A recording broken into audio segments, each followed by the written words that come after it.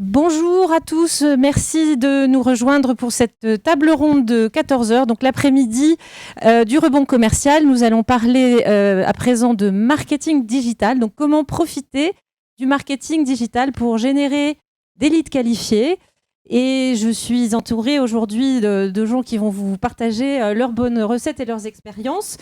Donc, je suis moi-même Alice Blondel et je parle aujourd'hui au nom des directeurs marketing, on va dire, puisque je suis coprésidente du club ADTEM Rhône-Alpes, donc l'association des marketeurs en France et de Rhône-Alpes en particulier. Et aujourd'hui, je suis à la fois donc intervenante et animatrice. Donc, j'ai la chance d'être entourée de ceux qui vont vous partager leurs expériences. Donc, à ma droite, Stéphane numéro 1.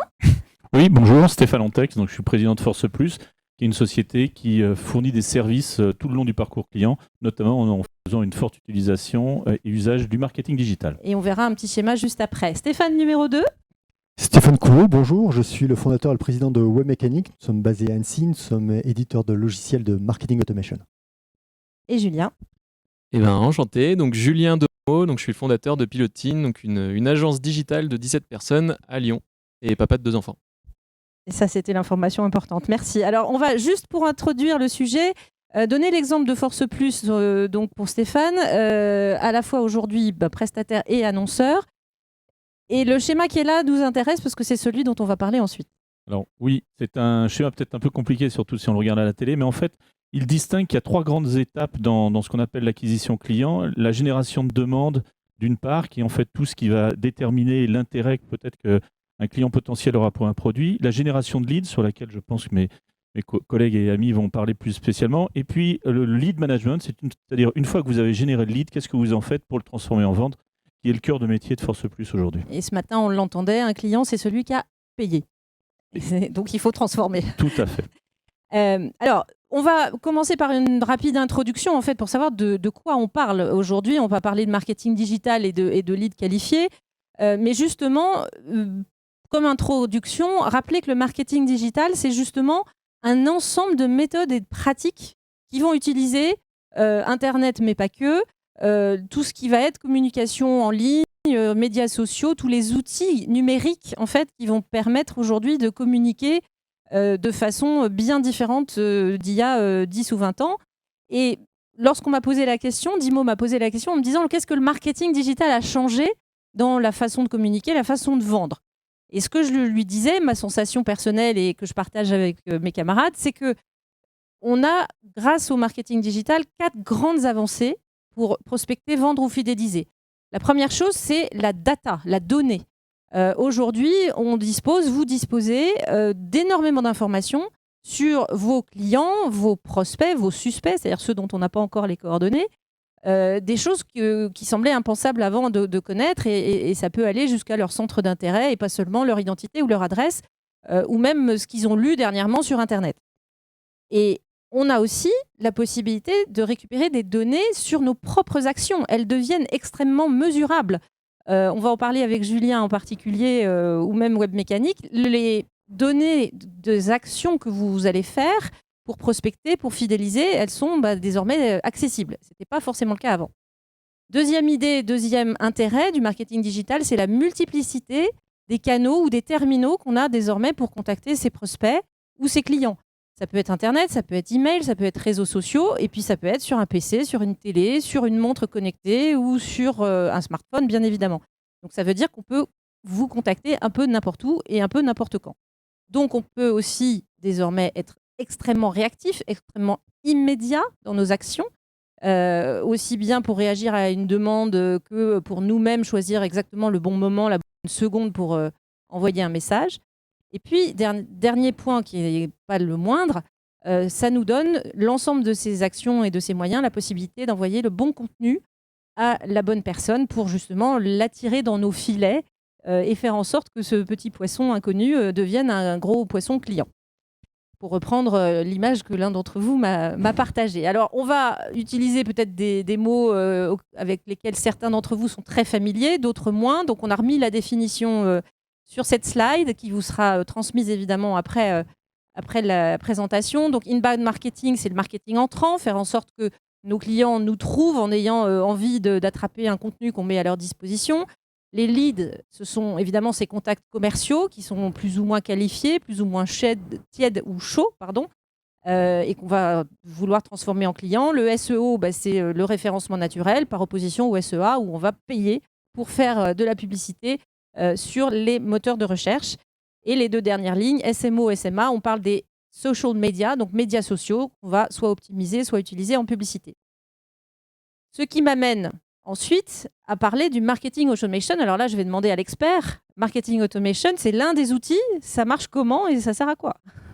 Alors, ce qui est génial, c'est que le marketing automation, c'est un peu toujours la même chose. Donc ça, c'est le côté la bonne nouvelle. La mauvaise nouvelle, c'est que c'est quand même un investissement conséquent parce qu'il va falloir des contenus, il va falloir des process. Mais ces process répondent toujours à quelque chose qui est assez ancien, qui date d'avant le digital. C'est l'école de Palo Alto, c'est la relation interpersonnelle. Et donc, c'est la relation d'engagement. Donc on commence par des petits engagements et on va des engagements progressifs. Et donc, ça répond toujours à des scénarios qui vont partir d'un contenu sur lequel, alors qu'on connaisse les gens, qu'on ne les connaisse pas, ce n'est pas le sujet. Mais à partir du contenu, on peut déjà, si je connais le sujet de ma conversation ensemble, eh bien, j'apprends des choses. En te posant des questions, je vais apprendre des choses sur ton univers, sur tes passions, etc.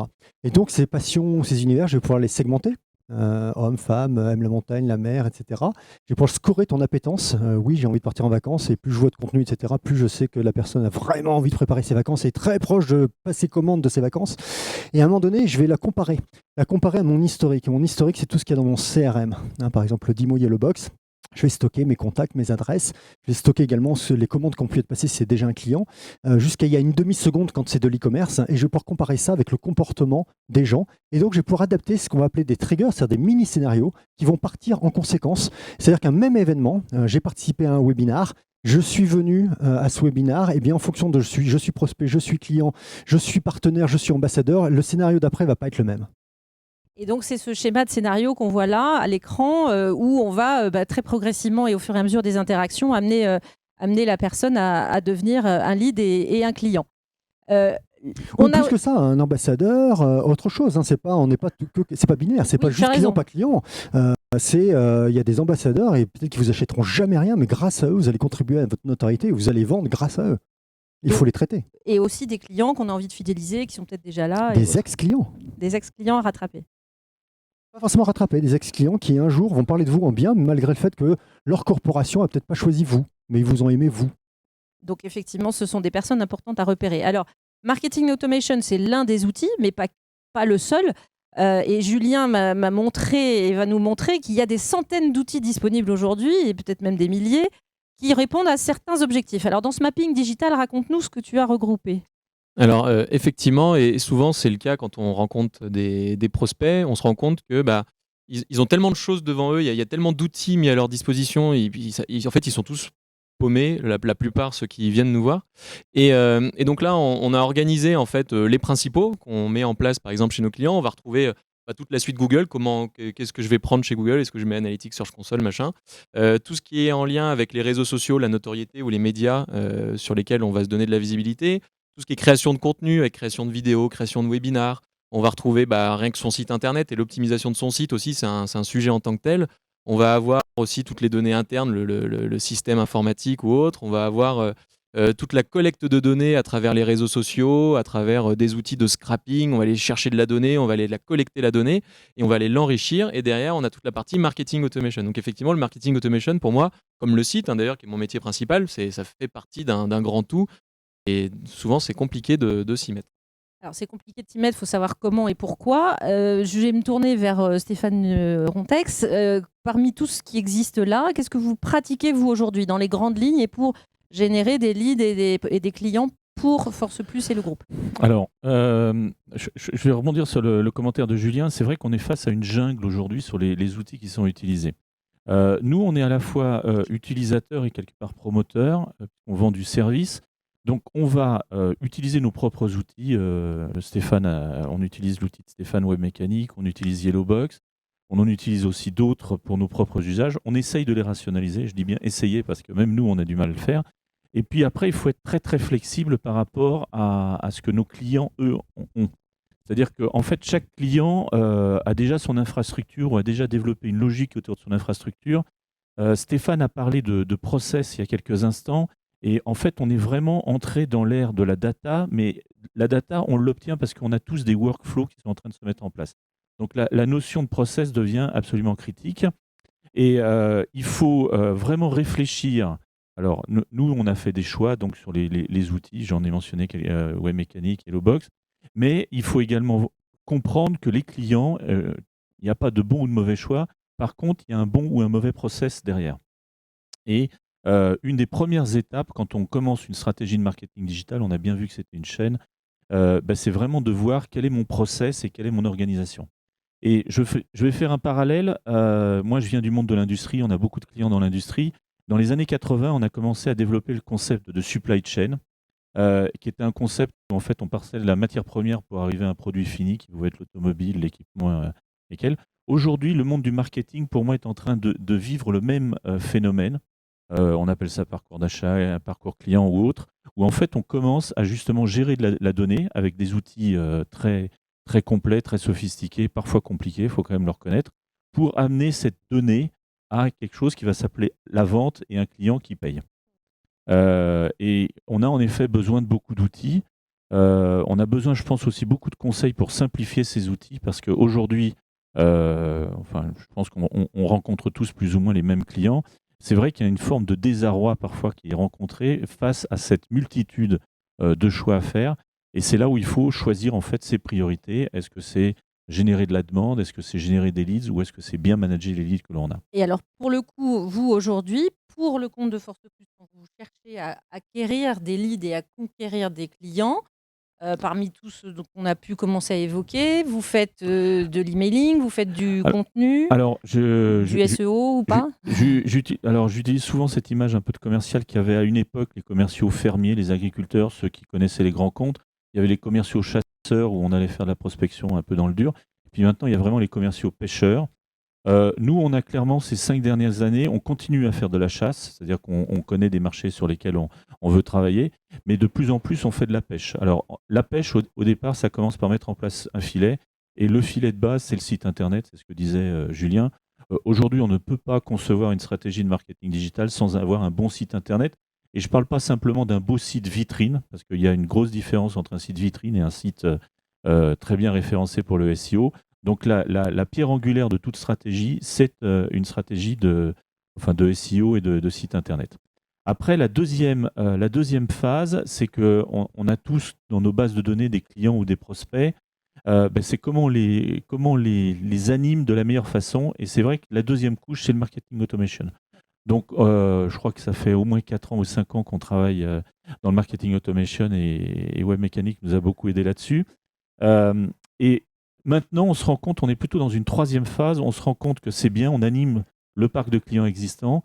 Et la troisième phase, c'est amplifier ce mouvement. Et là, aujourd'hui, il y a un outil, entre guillemets, magique, ce sont les réseaux sociaux, avec la version payante ou la version gratuite. Et on va Et en parler, clairement, ouais. les réseaux sociaux sont aujourd'hui ce qui permettent de ramener ou rameuter le plus vers les filets que je mentionnais, qui sont le site Internet, récupérer quand le lead est un peu tiède, par les systèmes de Par les market automation. systèmes, etc. Donc pour moi, il y a vraiment trois grandes étapes avec plein de sous-étapes qui sont le site Internet, le marketing automation et une bonne maîtrise des réseaux sociaux pour ramener. Alors, on va en parler maintenant, justement, pour passer sur les différents items dont on parlait, qui sont clés par rapport au marketing digital. Le premier dont on avait parlé, c'était collecter et exploiter la data. Vous l'avez tous dit, sous des formes différentes. C'est absolument crucial d'avoir la bonne donnée pour pouvoir justement aller pêcher au bon endroit ou aller qualifier celui qui vaut la peine parce qu'il a un score élevé qu'on lui court après, ou inversement, celui qui ne l'a pas. Julien, ce schéma-là, il représente ce que tu fais pour toi et pour tes clients. Alors, exactement. Donc, en fait, donc nous, c'est quelque chose qu'on a mis en place depuis à peu près 2 ans chez nous, qui s'est accéléré à fond avec la période Covid. C'est-à-dire que vu qu'on était coincé chez nous, on ne pouvait plus rencontrer les clients, on s'est dit, on n'a plus que ça à faire, on va créer à fond du contenu, on va se mettre à fond sur les réseaux sociaux, on va faire beaucoup de choses. Derrière, ça nous a poussé à en fait, monter une offre qu'on propose à nos clients. Et donc maintenant, en fait, ce qu'on s'est appliqué à nous, on l'applique aussi à nos clients. Et le schéma qu'on voit ici, il représente exactement ce qu'on fait chez à peu près tout le monde. C'est-à-dire qu'à travers LinkedIn, puisqu'on a une grosse majorité, nous, B2B, forcément, LinkedIn marche un peu moins en B2C, mais avec LinkedIn en B2B, il existe des outils formidables qui nous permettent d'automatiser beaucoup la prise de contact et de prendre en fait énormément de contacts et de se donner une belle visibilité. Et par exemple, on utilise un outil assez magique qui s'appelle Prospectine. Je crois qu'on vous mettra un lien sur la presse après. Et avec cet outil, en fait, je vais pouvoir prendre contact avec tous des décideurs qui sont réellement hyper importants pour moi. Par exemple, moi, c'est le responsable marketing dans le milieu industriel sur Lyon. Ces gens-là, je peux les cibler pile poil. Je peux prendre tous les responsables marketing industriels sur Lyon et leur envoyer le petit message qui va bien en présentant, par exemple, Pilotine ou quand on voit autre chose, en présentant son service. Donc là, tu vas chercher quelqu'un que tu ne connais pas. Exactement. Inversement, l'étape d'après ou d'avant, c'est peut-être sa propre base de données. Alors, donc, effectivement, là, c'est une action volontariste. Je vais aller voir des personnes, mais en fait, on a accumulé énormément de données depuis le démarrage de l'activité. Donc là, il y a un autre outil formidable que je recommande qui s'appelle Drop Contact, qu'on met en place aussi chez tous nos clients, où le principe, c'est j'ai des noms, des prénoms, des noms d'entreprise, parfois des emails, parfois je ne sais pas trop ce que j'ai. Et en fait, cet outil-là va me permettre de prendre toutes ces données et de les enrichir de manière automatisée. Ça va trouver les adresses mail, le numéro de SIRET, le nombre de salariés, le secteur d'activité, le code NAF, ça va trouver énormément d'informations. Ouais. Et ça, on va pouvoir après traiter cette donnée. Et dernière brique là, que j'ai mis aussi, c'est sur l'aspect création de contenu. Et notamment, on a vu l'envolée, l'explosion des webinars pendant la période Covid. Bizarrement, on s'y est mis aussi. On s'est dit, bon, tant qu'à faire, on va s'y mettre. Pas si bizarre que ça. Pas si bizarrement. Et à chaque fois, c'est des sessions où on va ramener peut-être 200, 300, 400 personnes. Mais ces personnes-là, vu qu'après, elles vont rentrer dans la dernière partie du schéma, ils vont arriver sur le site, ils vont arriver sur un outil comme Webmécanique ou tous les autres concurrents qui existent. Et on va pouvoir après, derrière, traiter, nourrir ces contacts-là avec du contenu hyper qualifié.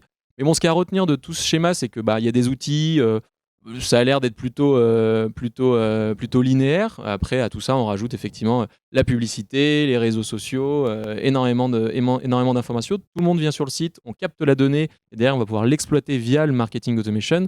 Mais le plus important pour moi là-dedans, c'était de vraiment travailler sur le contenu et que le contenu soit hyper qualitatif, qu'il soit gratuit, intéressant, totalement désintéressé. Et ça sera cette stratégie-là. C'est notre dernier chapitre, on va effectivement en parler. Mais en gros, on n'a pas de data si on n'a pas mis un bon contenu. Pour autant, il faut quand même avoir structuré ses process et ses outils pour collecter la data comme il faut. Pardon, je cherchais un autre exemple. Dans le cas de Webmécanique, on avait parlé ensemble, Stéphane, tu me disais l'engagement permanent que représente le marketing automation ou que permet le marketing automation est assez clé aussi pour capter la bonne donnée, notamment les signaux faibles, mais pas que. Oui, et tu parlais, Stéphane, de l'importance du site. Moi, je dirais de l'importance des sites. En fait, il n'y a pas